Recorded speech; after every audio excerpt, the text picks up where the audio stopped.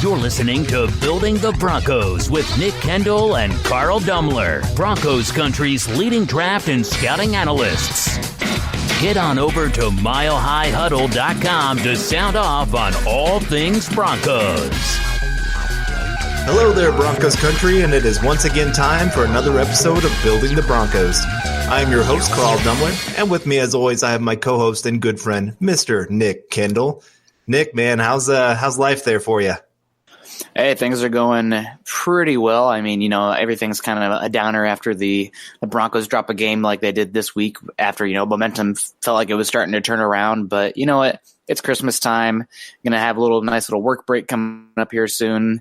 And, can't really complain. And this, as a draft person, every single loss it's a win-win, If they lose, that's not great. I guess that is technically a loss by definition, but it just makes us one spot higher in the draft order. And if you're going to lose games, at least you have that to look forward to and, replenish the roster and get better.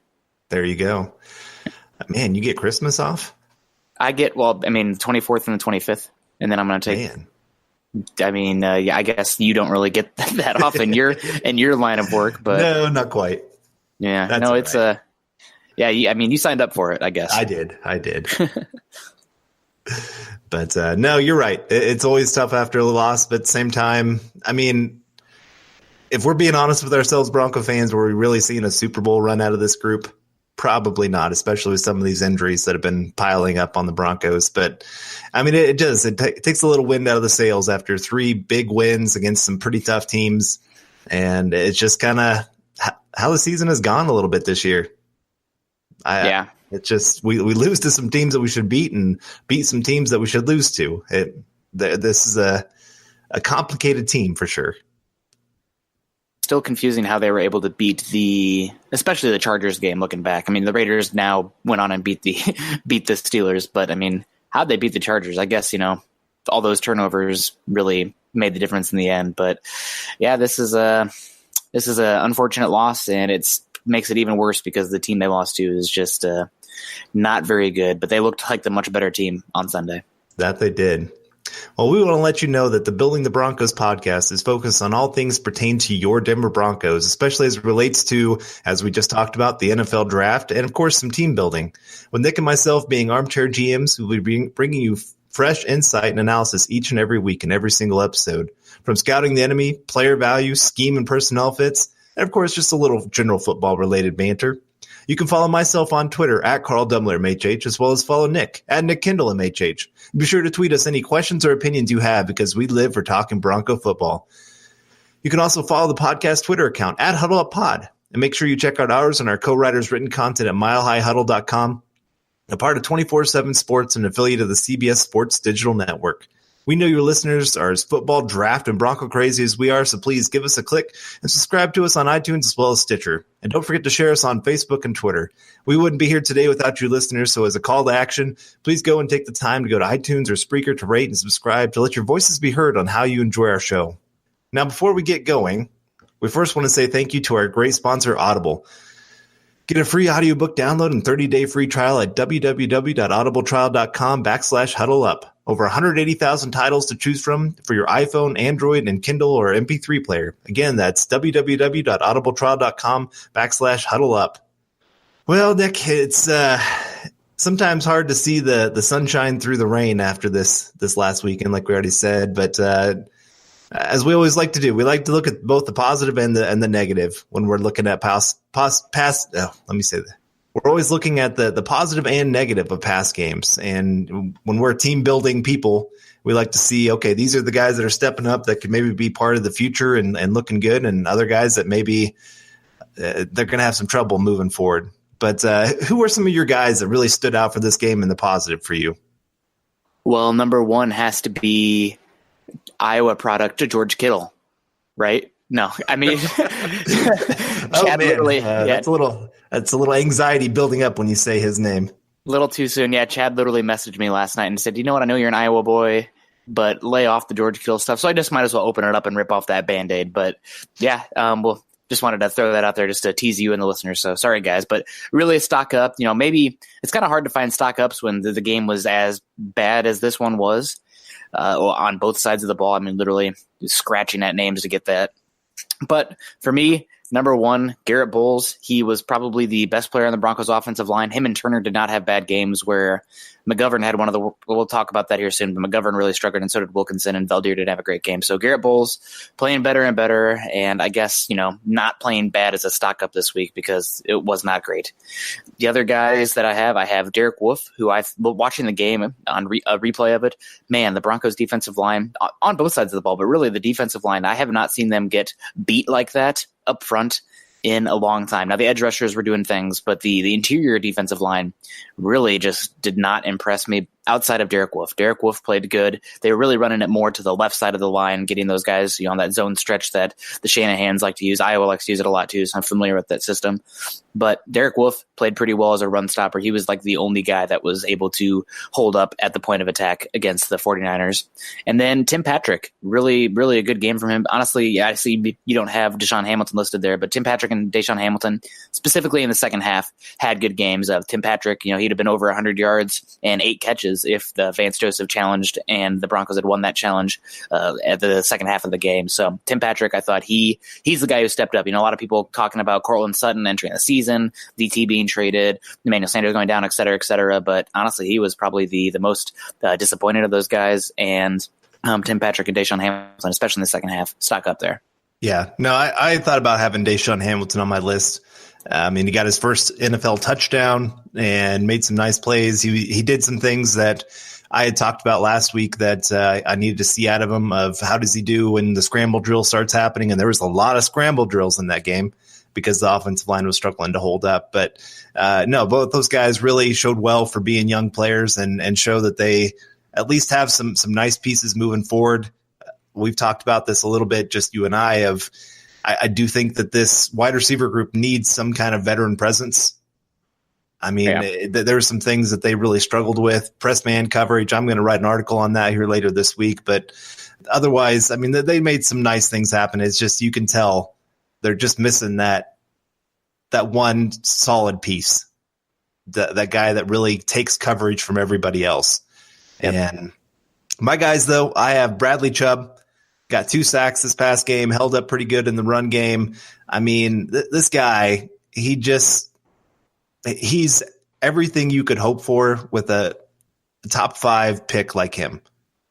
You and I've talked about it, that he wasn't the most athletic guy that was going to be a top 5 pick for the defensive end, outside linebacker spot, pass rush spot. But at the same time, he is just one of the most consistent guys. Week in and week out, you're going to get top motor from this guy.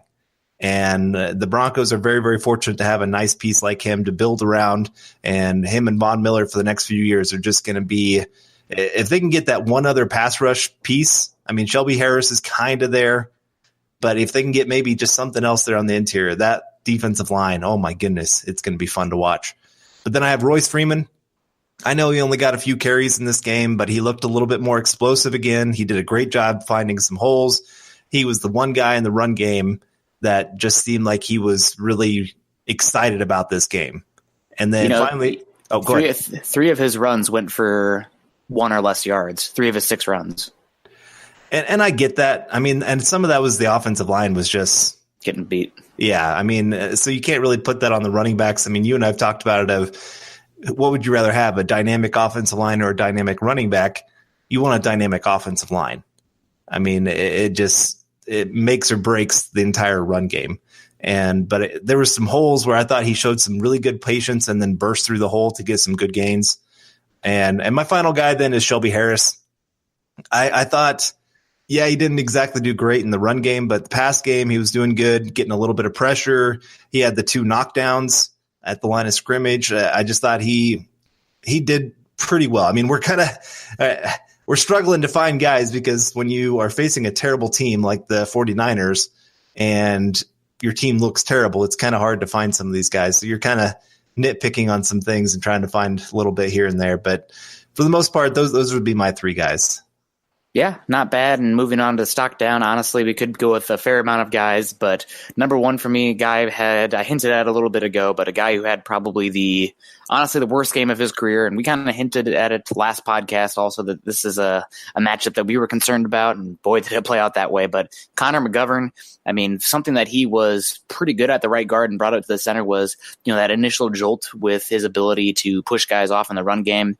But he has struggled with guys who are, I mean, let's just face it, those blue chip, specifically long-limbed guys at defensive tackle, from Leonard Williams against the Jets to now DeForest Buckner against the 49ers. And boy, McGovern just had an absolutely horrible game, from pass blocking, run blocking, and even snapping the ball. I mean, just an all-around bad game. And this was the first game. I mean, obviously they've missed Paradis, but this is the first game all year where I've been like, man, this team really needs to see what the market is for him and potentially bring him back, because even though he's not a dominating player at center, bringing that consistency with his line checks and everything is valuable, and this team will have some money to throw around this offseason. So definitely missed Paradis this week as McGovern really struggled at center. My second guy, it's actually a tie here, but it's both tight ends. Matt Lacoste and Brian Parker had both had a catch. One of them went for 5 yards. One of them went for 3 yards, if I recall correctly.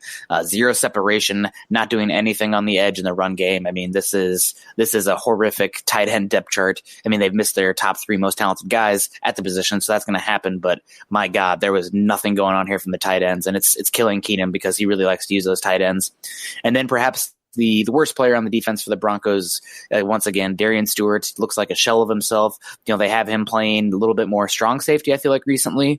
And I think that's more because they want to move Simmons to more of a free safety role next season, more of that free safety coming down and playing nickel, and you see Stewart in the box. But my God, Stewart in the box, they're missing zone coverage. He's slow to react. He's not closing on guys. He's not wrapping up well. And it's just all around bad from Darian Stewart. And I've heard some talk that some people want him to retire in the offseason, but that doesn't sound like it's going to happen. But I would be beyond shocked if he was here after this season, because he has just been dreadful on the back end of the Broncos defense. Part of me wouldn't be shocked if he was actually cut here pretty soon. I know there's some financial things. I'm not sure how that all plays out for the rest of the season. But, I mean, it wouldn't shock me with some of these young safeties that they want to get out there and see what they bring. I mean, you're right. He's been terrible. He had the interception. That's great. That's one play minus. I mean, then you got the 200 yards given up to your boy Kittle. And Stewart was in on a lot of those coverage plays. It was bad. My guys, I know some Bronco fans are going to be really, really upset about this one, but Phillip Lindsay, he just had his worst game as a Bronco by far. In the passing game, he had a couple drops where he was wide open. I mean, they weren't perfect throws, but they are passes you hope that a player can bring in that's a dynamic player like him. And then he wasn't breaking tackles like he usually does. I mean, that fourth down play, it wasn't the smartest play. I hate when they throw a pass where it's short of the first down. I hate when teams do that. I know you can't do it every single time, but especially on a fourth down play. But then again, Phillip Lindsay, he has one-on-one to make a first down, and he couldn't do it. It just was a very, very disappointing game from him. I thought there was a couple times where he tried to do too much, where there was a hole at least to go pick up 3 or 4 yards, and instead he decided to try to take it outside a little too much. And it just, not my favorite game. Isaac Yiadom, he's another one. Just they picked on him. I know he got hurt, and there was some of that, and the whole secondary had to change up on some things, but there's just definitely not his game. And, I mean, he's been called into duty that he wasn't expected to this year, so that's kind of understandable a little bit that he's have to take on a little bit more. But, I mean, if the Broncos are going to do anything to close out these final 3 games, I mean, they're just going to need some more from some of these guys, especially in the secondary. And then you said Connor McGovern. I'm going to talk about the guy next to him, Elijah Wilkinson. This is the other guy that was on Buckner and was supposed to be helping out, and he just got blown off the line. There was quite a few plays where he was right in the face of Keenum because his guy just pushed him straight back into him, and there just was no pocket to step into. It was a very, very disappointing game from especially the right side of the offensive line. Yeah, I don't know if you got a chance to look at my over 3,000 word piece last week. It was a film piece, but it kind of keyed on why the Broncos have a perception of an improved offensive line. And I said that this interior offensive line is still, I mean, you lost Paradis and Leary, But there are some real concerns with the interior offensive line still that are being hidden because of many factors. If you read the article, you can see it. And man, that reared its ugly head this week. So plenty of other guys could be on stock down as well. Both Todd Davis and Josie Jewell looking bad in coverage. Justin Simmons, again, not great. The receivers, I'm surprised you didn't have Cortland Sutton. I mean, what did he do? This is he talking, really excited about the opportunity to go up and be the number one, and crickets, Yeah, there was. I mean, we could have done an entire show on the stock down. I mean, we don't want to bring everybody down, but it was just a bad game from a lot of people. Musgrave, Keenum. I mean, gosh, there are plenty of fingers to go around, which is the other article I wrote this week saying there was a Murphy's Law as far as offensive output goes. When you can't get the ball off, you can't beat press, you're getting blown up the middle, and you can't run the football. What do you see? Absolute ineptitude. So kind of made some second half adjustments, and Hamilton and Patrick were showing out a little more, but too little too late. Right. You got to make those adjustments faster. Yeah. I mean, you see that they're playing press man against you. Okay, we'll do some press man beaters. Go with some bunch formations where they can't press you. Make it where it's complicated. Where are they going? Then they have to play a little bit more zone to try to fight some of those things off. I mean, there's just some things that you can do to fight that, and we just never saw it. Even in the second half, I was still sitting there waiting for some of those bunch formations. The Patriots run it like crazy. They especially love it against teams that want to play man coverage because it forces them to have to play a lot more zone. And I don't know. It just was. I was very disappointed in Bill Musgrave in that game. Not great. His running scheme has been good for this team. His passing scheme looks like it's still in the 1990s.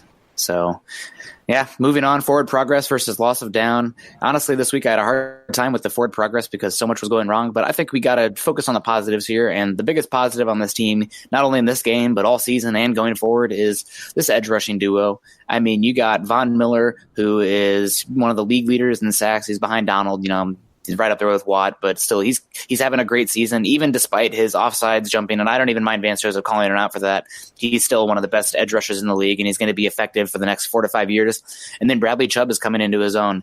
Honestly, he's been one of the most productive rookie pass rushers in a long time. He did come in more refined than most typical edge rushers with, potentially better athletic traits, size, et cetera, but Chubb is playing great and he deserves credit. I know been kind of a dig on Pro Football Focus here recently where they have Bradley Chubb has legitimately has the same amount of pressures this season as Khalil Mack, and yet Bradley Chubb is like the 9th best rated edge rusher in this rookie class. So something's not adding up here, Pro Football Focus. We gotta call you out. There's some issues. I don't mind the cool statistics that they gather and whatnot. They do a lot of good stuff in that regard, but their grades, and even worse, people who take their grades as the end all be all. Right. They're about as subjective as they come. Yeah, I mean, when you release the grades after the Bengals game of the Broncos' top 5 offensive performers, and 2 of the 5 are Matt Paradis and Demaryius Thomas, who haven't played in a long time. Let's be honest. There's something going on in the background that makes me think I don't know if I'm taking this to heart. Maybe that I appreciate a lot that they do. They do some good work, but the end all be all specifically with their grades, not for me. All right. Well, mine is run defense. Kind of. I mean, yeah. I'm torn. I put that, and then I'm sitting there thinking about the end of the game where they allowed first downs. There were some of the passes that they made on some of those, but they also allowed some decent runs there at the end of the game. They did hold them to under 3 yards per carry, so I got to give them that a little bit. I don't know. I was with you. I was having a little trouble finding something to be really positive about from this last game. Maybe cornerback coverage, because they're not the reason that we got beat. Yeah, not even close. Yadam played okay. He did give that touchdown to Pettis, who's a good route runner. But Roby did fine. Jamar Taylor came in and did fine. Granted, this is a lot to do with the 49ers lacking weapons on the outside, but maybe the edge rushers and the cornerbacks would be the 2 I would give a little prop. That'd be me. I get behind that. Like I said, not a lot to get behind. Loss of down. for me, a lot of the offense, when you only put up 14 points, most has to go in the offense. But something that really chafes me being a more defensive focused person is the lack of defensive execution, specifically in the first half. And that 85-yard touchdown to George Kittle was literally one of it was like weeks 1 through 4 again, where the linebackers and the safeties are just flying downhill to stop the run. And then once they see it's a play action, just literally in no man's land, pointing at each other, running to areas where there's no players there, in man coverage, no less. So, yeah, that one was horrible. It looked like Todd Davis was on coverage of Kittle on that play, and then he pointed at Stewart or Simmons to try to cover it. Yadam went deep to cover it, and then there was just nobody there, and then horrible tackling at the end. But they were biting on play action early. They were not covering their man, and I know a lot of people want to give Joe Woods a hard time, which, rightfully so. And, Joe Woods was calling plays in the first half to Vance Joseph calling defensive plays in the second half. But the execution specifically over the middle was horrible. And if you're not going to execute, I have a hard time putting it on the play callers, because the linebackers cheating and the defensive line getting blown off at the point of attack. It's just a lot going wrong with the defense early on. And that's the reason that the game got out of whack. Granted, the offense, again, 14 points is not going to cut it. I am sorry. That's just not going to cut it. I don't care who you're going up against. But defensive execution, for me, something they've been better at over the last 3 weeks, was back down the toilet in the first half this week. All right. Well, I went with, already talked about it a little bit, the getting off press coverage. The young guys they were not set up for success in this game. And you throw in that there was pressure right up the middle, and it was, I can't cuss on this show, and I better not cuss anyway, but there was a lot, just a crap the whole tornado. thing. Yeah, it was just, everything went bad for the offense in this game. I'm surprised that it took this long for this defensive scheme to come about. Well, there's Sanders. Yeah, but still, I get that Sanders is a press beater and he can beat zone and man. I've been underrating Sanders for far too long. Even I can admit that. But still, I feel like the big chunk plays coming from this offense have been the ground game. So you compress everything and then make Keenum beat you and make him throw, those intermediate throws outside the hash marks, pretty much cover one beaters, that's Bruce Arians would, draw it up on the whiteboard right now if we could have him on. It just was not happening. Do everything to make sure Lindsey does not get that big gains that's making this offense churn, and then make Keenum beat you. And it just was not there. Right. And then you throw in not only Keenum not being able to beat them, but then the wide receivers not getting off the line of scrimmage. There's a lot of plays. I remember them, zooming out and showing there was nobody open. Yeah. They just took forever to get open, and Keenum sitting there going, where do I even throw it? And pressure in his face. There just wasn't much there.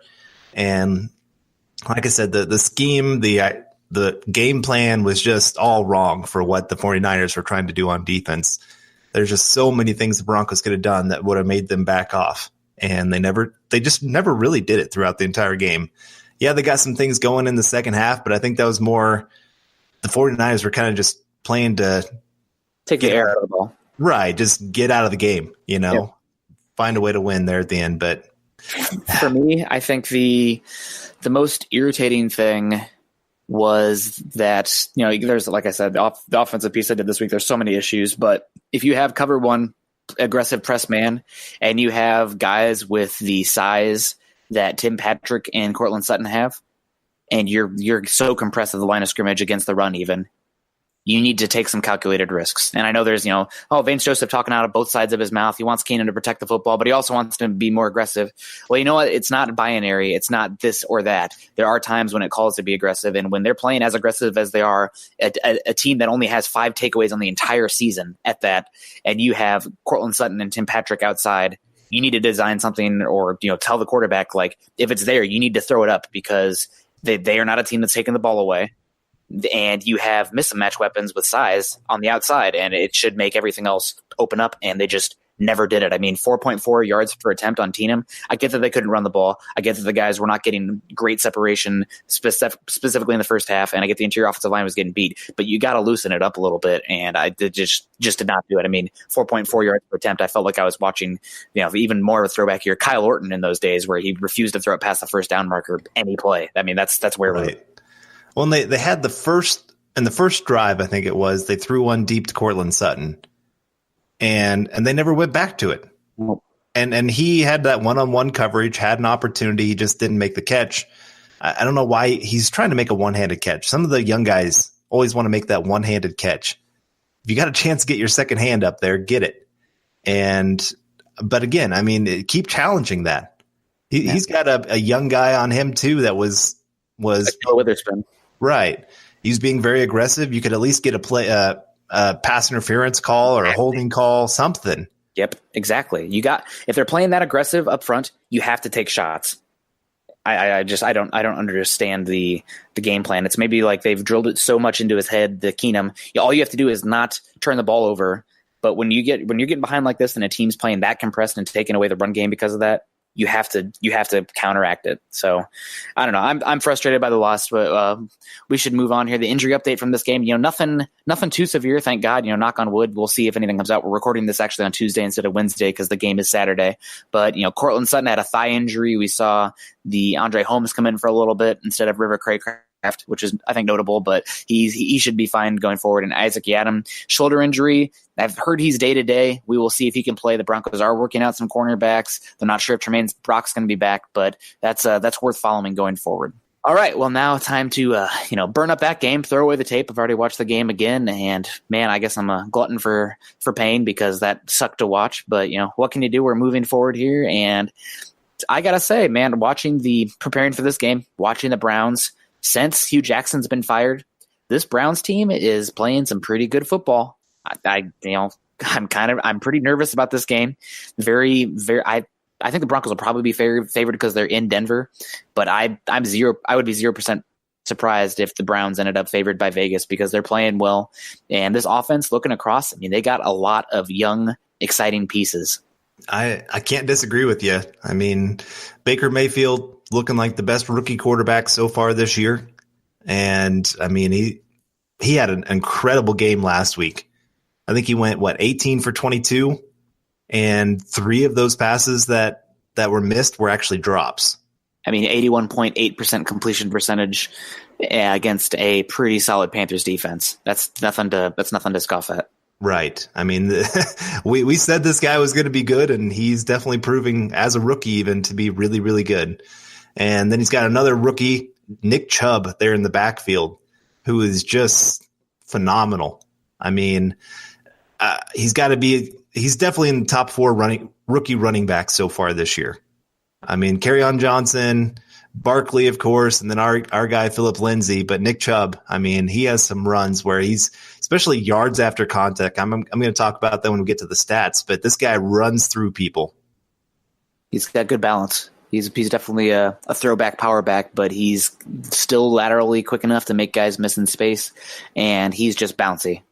So he's really, really something else. But I think we got to come back to Baker Mayfield here. I mean, ever since Hugh Jackson's been fired, he's really just taken off. And looking at his last 4 games, I mean, again, he went up against the Falcons, who granted have been on a big losing streak. Not great, but he had. What do you think his passer rating was against the Falcons? I think it was in over 140, wasn't it? 151.3. Yep. The next week against the Bengals, 143.9. Against the Texans, he threw 3 interceptions, but he almost threw for 400 yards, 75 rating. That's not a great game. 3 interceptions is a big deal. And then this week, 126.9 rating. Quarterback ratings, becoming more and more outdated. But 3 of his last 4 games, he has a rating of over 100 passer rating of over 100. Keenum hasn't had that once this season. So, I mean, Baker's playing, yeah, I know, right? Baker's playing good football, and he's just. It's frustrating to watch him too. He's one of those guys. He's a pest. It's not just the attitude and everything like that, which can rub people the wrong way, but you get guys flying around him and bodies flying around him. And a lot of quarterbacks would sit back there and, make a bad throw or, run into pressure, just get frazzled. I feel like Baker is better when things are chaotic, and he's still in the pocket and making plays. He's such a quick processor. He's so accurate he's not a crazy armed talent, but the pre-draft comparison, some people are saying Drew Brees, and I really see it with him. He's got that ability, and I'm a little bit worried because the Broncos' back seven is obviously not a great, especially with Chris Harris Jr. going down, and he can negate some teams' abilities to rush the passer because he's so good in the pocket under pressure and just is able to buy time. I hate to compare him to Case Keenum again, but what I'm seeing from Baker Mayfield is he can escape the pocket when he wants to, but he's much better at sliding, shifting in the pocket, stepping up to where there's a vacated area, and then delivering the throw. Where with Case Keenum, what's Case Keenum doing when there's pressure? He's freaking running around the right tackle outside, running backwards so it's a longer throw and cutting the field in half.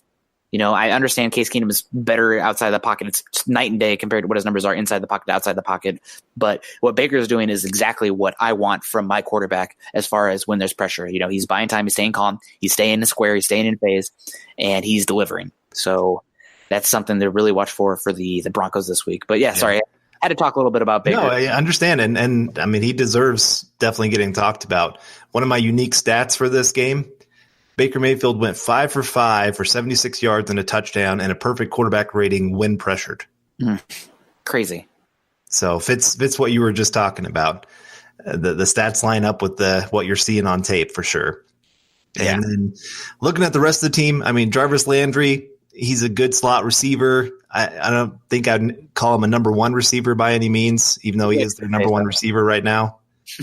Antonio Callaway, he's having a decent rookie year.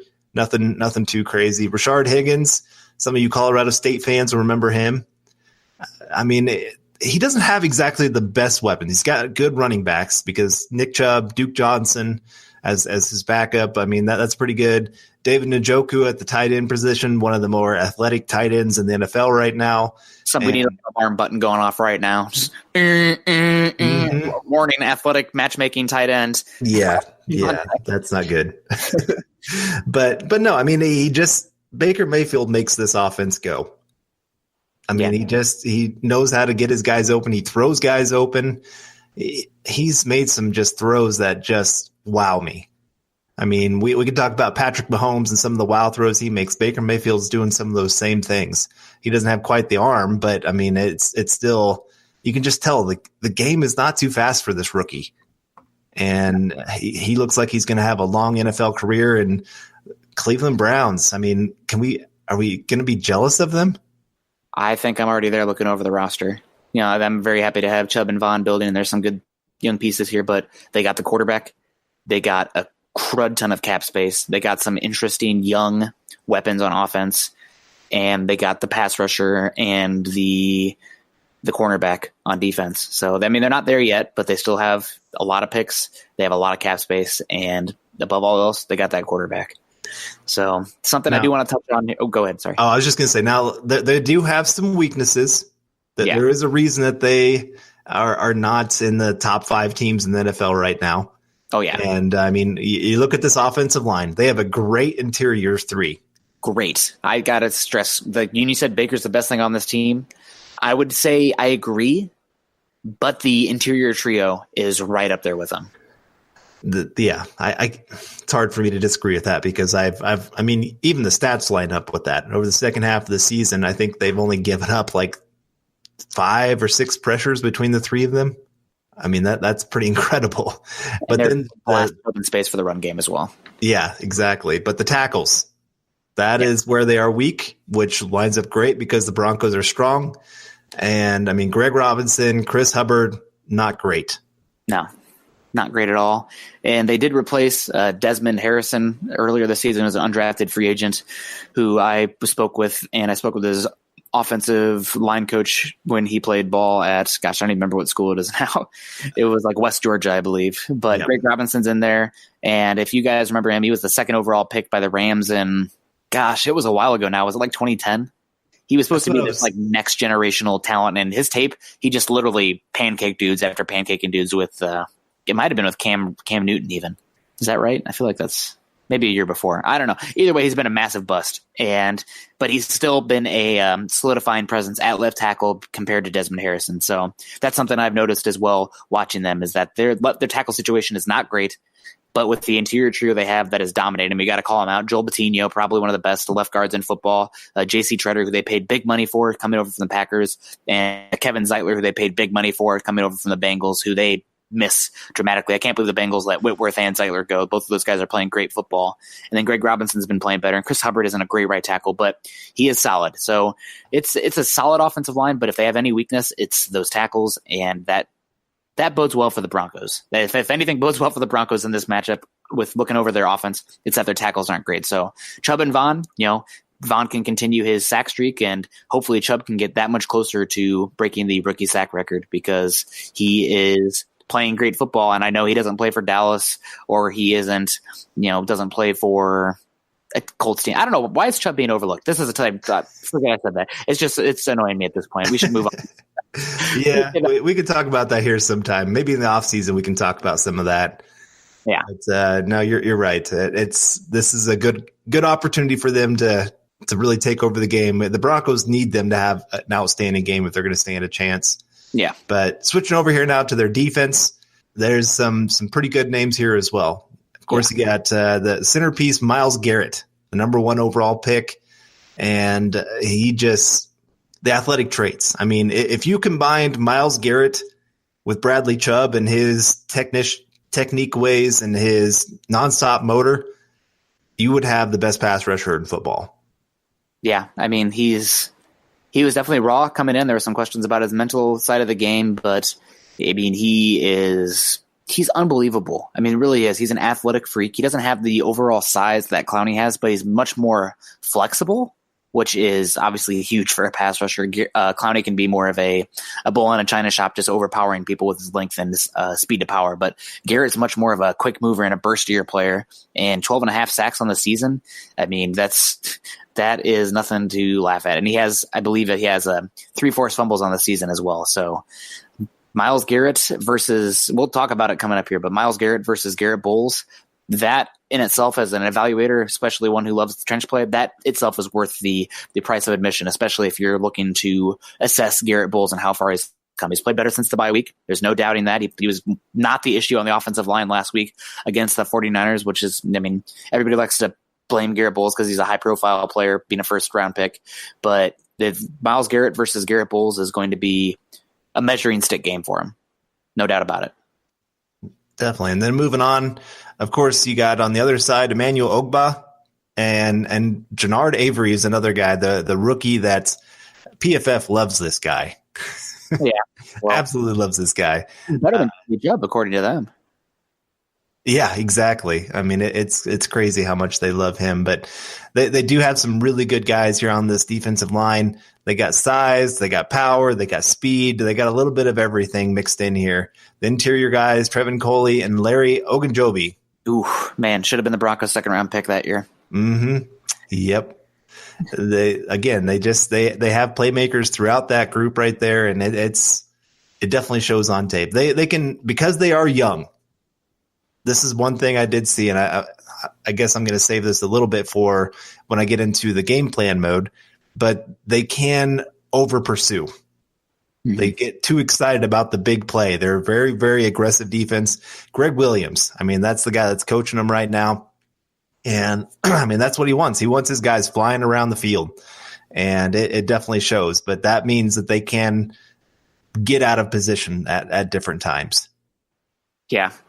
I can't disagree. Larry Ogunjobi is a big piece for them, and he's not an elite interior pass rusher yet, but he's been pretty productive there. So he's one that I like a lot. And Emmanuel Ogbah has been playing better and better as well. Granted, again, when you have a true game record like Myles Garrett, it makes everybody else's job a little easier. And then the linebacking core, Avery is kind of that. He plays that overhang position where you can come down and play like a 2-point stance on the line of scrimmage, with teams playing so many multiple fronts nowadays. Is it a 3-4? Is it a 4-3, et cetera, et cetera? He's a guy that can come in, play that edge, speed rush off the edge if they need him there. Joe Schobert's a guy from Wisconsin. He fell in the draft, some athletic questions, and I still think he's not a He's not a great player. He's a guy that you can definitely take advantage of in space, but he's pretty assignment sound. Outside of those other guys you're talking about, I feel like Joe Schobert's one where he's not going to be in the wrong position because of making a mental mistake. And then Jamie Collins, somebody that probably a lot of fans remember, the Patriots, traded him because he was becoming an issue on that team. He wasn't playing disciplined football. Hey, here's the thing. Freak athlete, though. I mean, height, weight, speed. He got it all there at linebacker. There's some questions about him going forward with this team, but no doubt a great athlete at the position. And then looking at the secondary, right now, Denzel Ward he's not running Defensive Player of the Year. I don't think he's the best rookie cornerback either. I know early in the season he was playing pretty well, but I would give that nod to Jair Alexander at the Packers. But Denzel Ward is one that he's very athletic. He's very physical. He's like 5'11", 195 pounds, pretty much, baseline cornerback speed. He's one of the few that has the ability to play any scheme, off man, press man, play in the nickel, play zone, play off zone, cover 2, cover 3. I think he can do it all because he's so twitchy and physical enough on the outside. We will see if he plays, though. He missed last week's game, didn't even practice because of a concussion. So worth watching going forward. We're recording this on Tuesday instead of Wednesday, like we said. So not sure exactly what the injury report will be, but that's worth watching. And then they got some other guys. I mean, cornerback is probably a pretty big weakness for this team. They give up a lot of air yards because of it. Phillip Gaines, a guy, I believe he played for the Chiefs early on in his career, very small guy. TJ Carey, another AFC West holdover. I think the Broncos brought him in and didn't end up signing him, but a longer corner, but not a great athlete.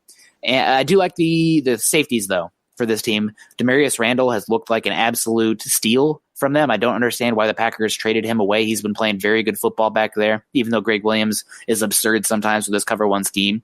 And Jabril Peppers, playing better and better. How many times can I say it?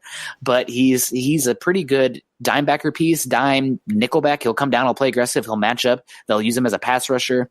And there were some questions about his scheme, his fit in the league going forward. But in today's more and more spread air raid schemes, I think a player like Jabril Peppers' skill set is beginning to come more and more valuable. We hopefully will get that with Sua Cravens, even though he did not play well this week against the pass.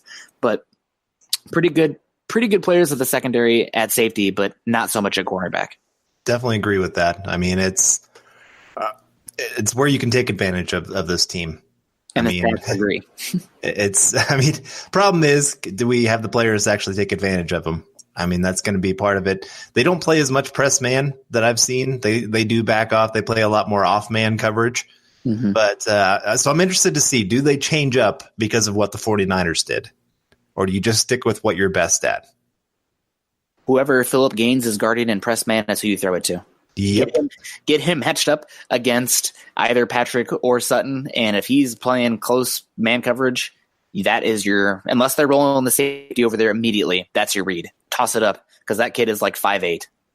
He's absolutely tiny. So, and then on special teams, worth noting as well, Jabril Peppers, kick returner and punt returner. Antonio Callaway, we might see him there. He's been doing some, but it's the return of Britton Colquitt, who the Broncos had here for a number of years. So really good to see him again. He wasn't a great player for this team. We got the worst of the Colquitts. His brother Dustin is better, but he was a solid player here for a little bit. He had a good playoff run. Yeah. I will give him that. When the playoffs showed up, he actually upped his game. Before that, though, he was bottom 10 punters in the league for sure. Not ideal. So, but yeah, moving on here with some of the offensive and defensive statistics. Offensively, the Browns are middle of the pack, although they have been playing much better since Hugh Jackson has departed this team.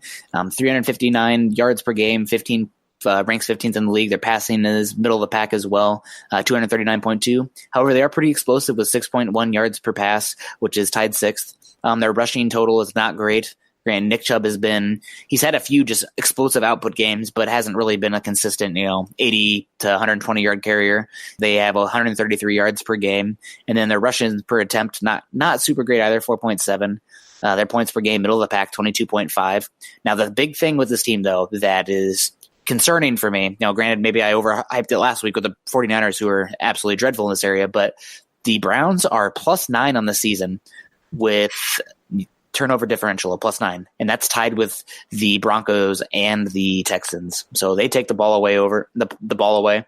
Sacks given up, they have given up 36, tied 17th, middle of the pack again, and their Their giveaways are, lower in the league actually, so it speaks more to their defense. But the 19 giveaways, 13 interceptions, and 6 fumbles. So definitely worth watching out for. Defensively, they are one of the teams. They embody the new defensive, I guess, model, prototype that you want to call it. The bend don't break, but turnovers are king. Yards per play, they're giving up 400 or yards per play. They're giving up impressive. Yeah, wow. Like they scored 4 times on that one play.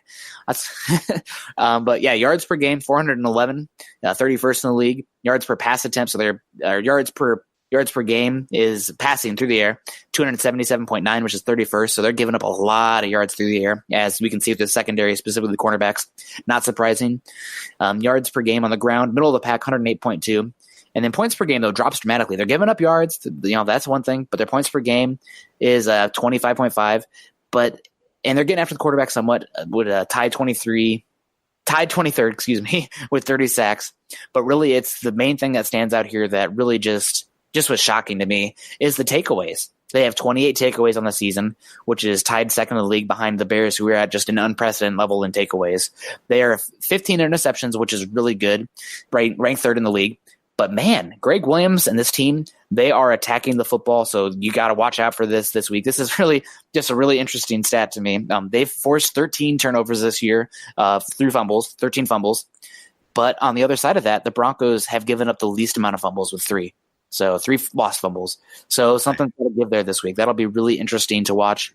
And like I said, since we are a day ahead, normally the DVOA stats come out just a little bit later. They'd come out tonight, but unfortunately we don't have that ability. But the Browns before last week were ranked 23rd in terms of total DVOA, with their offensive DVOA ranking being 25th and their defense being 10th. And I think a heavy weight of that has to do with the amount of turnovers that they get and the fact that they're giving up yards, but they're not really giving up points. They're giving up some points, but not so much. And it's the turnovers that are the biggest thing. So yeah, pretty interesting matchup this week. We kind of the antithesis last week where the 49ers, everything was kind of middle of the pack, but they were just refused to take the ball away. Well, the Browns are giving up the yards specifically through the air, like it's going out of style, but they're taking the ball away and giving it back to their offense. So it'll be interesting to watch and see if Musgrave and Keenum can adjust for that and put up something just a little better. I know that they want to be more aggressive, but you got to watch out for it because the Browns are taking the ball away. Do you know what streak ended last week for the Broncos? Ooh, was it? I don't know. Go for it. It was games won when winning the turnover battle. They won the turnover battle and lost to the 49ers. I thought they lost that earlier this season. Did they? I thought they were still continuing it on. I thought they lost that against maybe it was the Ravens? Maybe they did. I don't know. But, it showed up again this week at least. Yeah. Yep. So either way, you might be right. I'm looking at it right now, if I can get to it. Want to make sure we're right on this show. Yeah, the Broncos won the turnover battle against the Ravens 1-0. Oh, man. Okay. Never mind. I was so excited that I noticed that, and then, boom, you destroy it. I'm sorry. Gotta keep them real on here. Yep, you're right. Okay. So some unique stats that I just want to point out. I already talked about it a little bit. Mayfield with his perfect quarterback rating when he was under pressure this last week. Nick Chubb, he's leading all rookie running backs in yards after contact at over 4.5 yards per carry. That's a pretty crazy stat there. And then over the second half of the season, I already said this, the interior offensive line has been one of the best pass protecting units in all of football. And one thing to kind of keep an eye on, we talked about this guy earlier, that he is actually considered a better pass rusher than Bradley Chubb as a rookie so far. But Gerard Avery, they have him drop back into coverage quite a bit, and he has actually been one of the worst coverage grades of any linebacker in football. So Case Keenum, if you see this guy drop back in coverage, that is where you throw the football. That would require a tight end that can get open. That's a good point. So it's weakness against weakness there. We'll see who wins that one. What is it, like when an immovable object meets an unstoppable force? We have a stoppable force versus an easily moved object. So whoever doesn't suck more. No, sorry, guys. Lacoste and Brian Parker, just not the best. Not the best. No.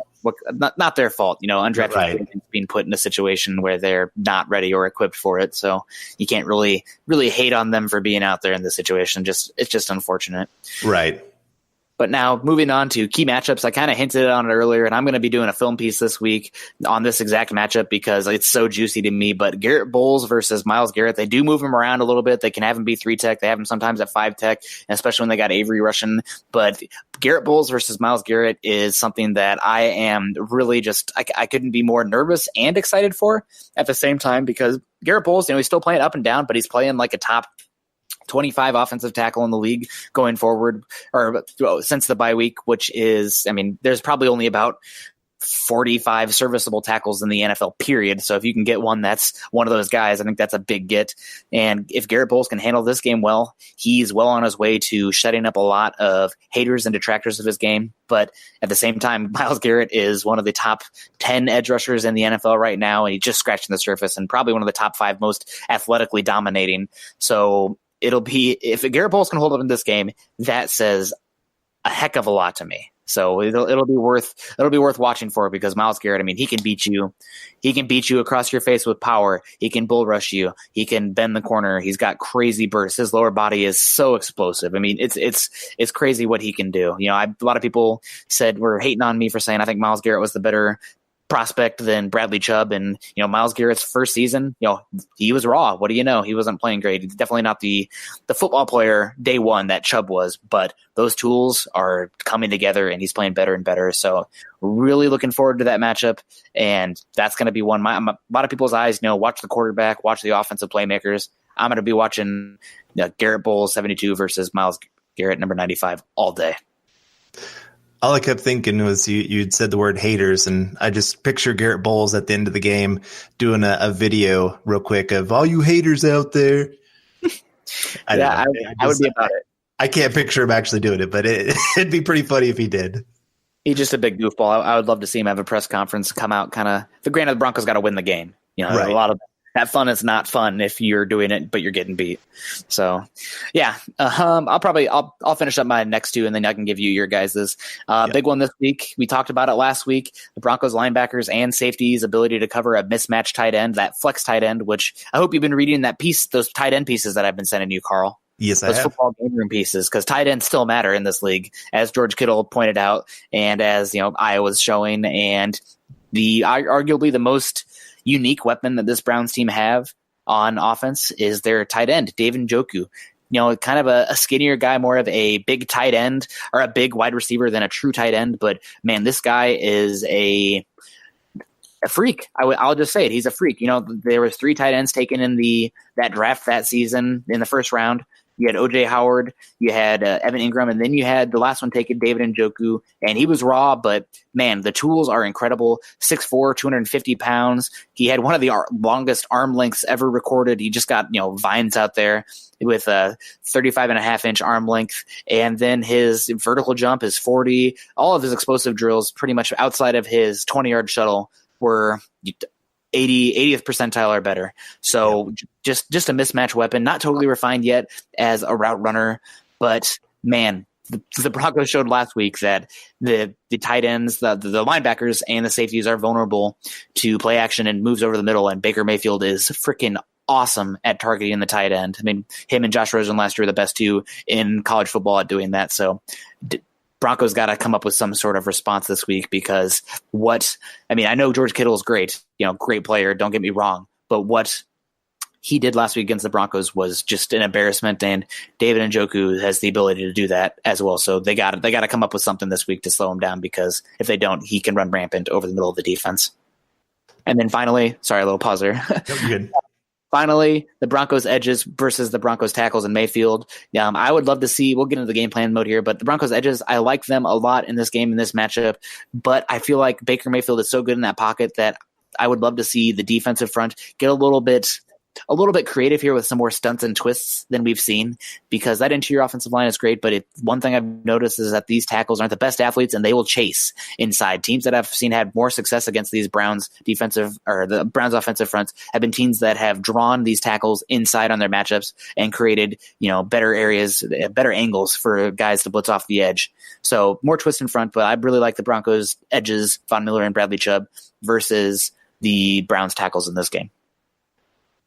All right, well, I have two key matchups. And my first one, it's just two coaches, Greg Williams versus Bill Musgrave.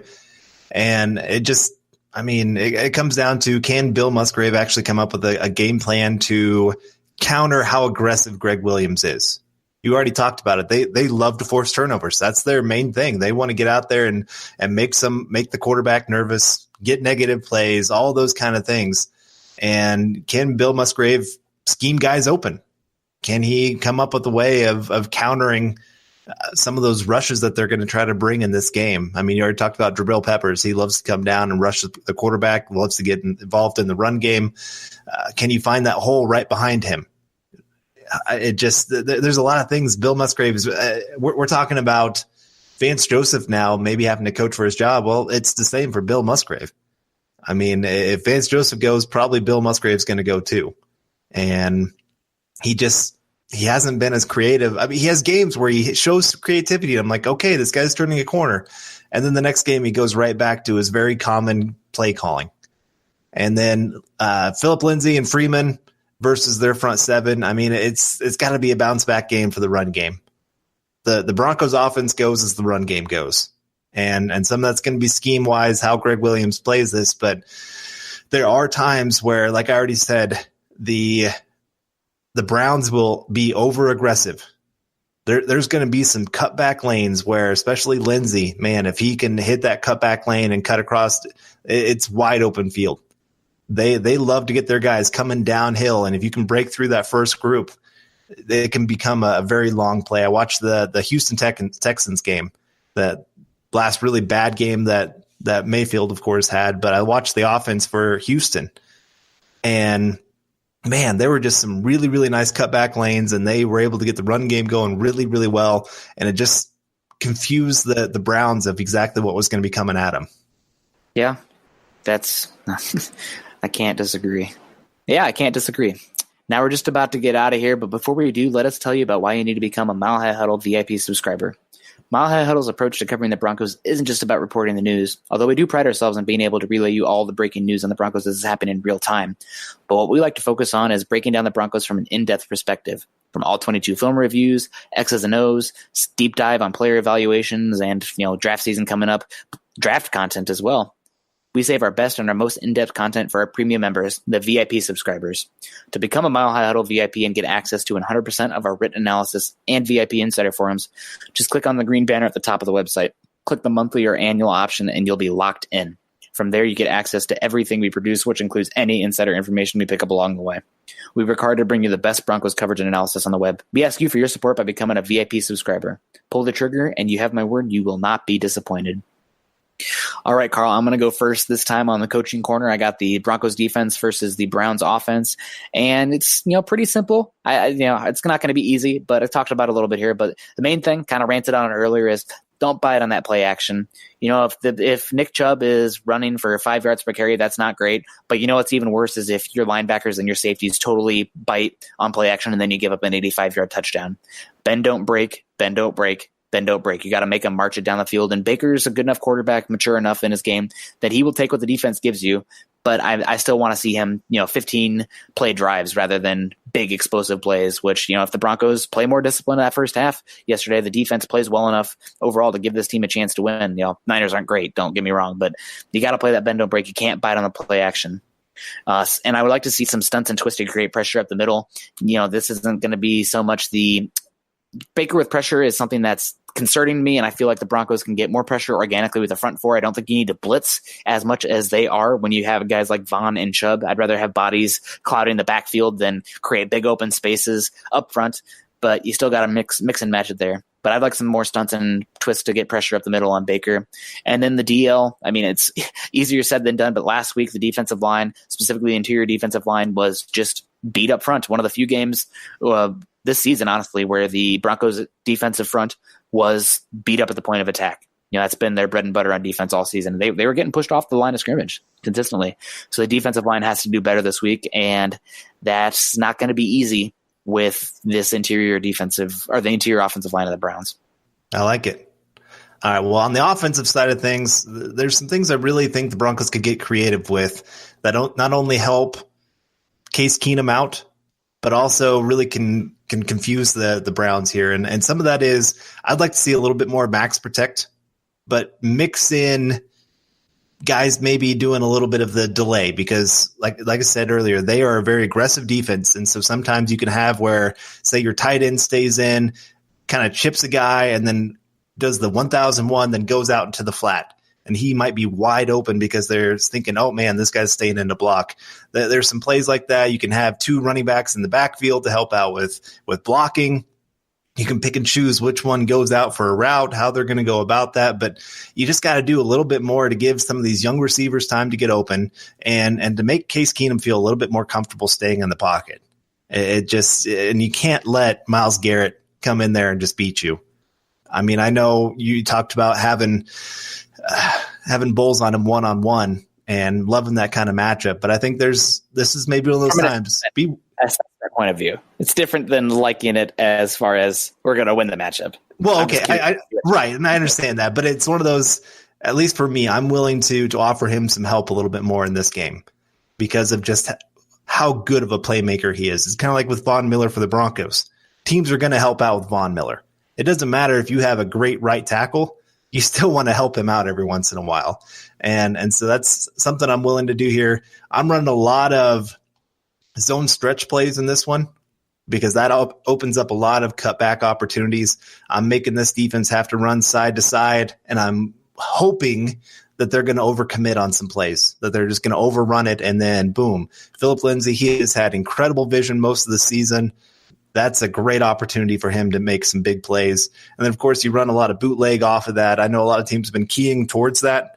But if you hit off, especially early in the game, a couple big runs, man, they're going to start crashing down that line of scrimmage. And it opens up some opportunities in that play action. And then finally, you got to work for positive plays.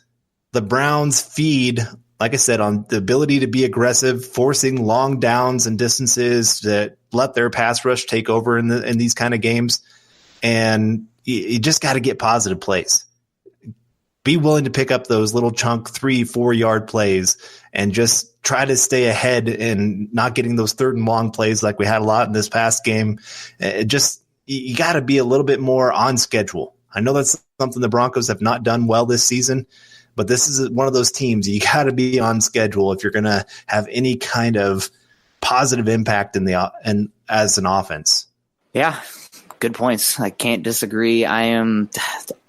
It's just a total.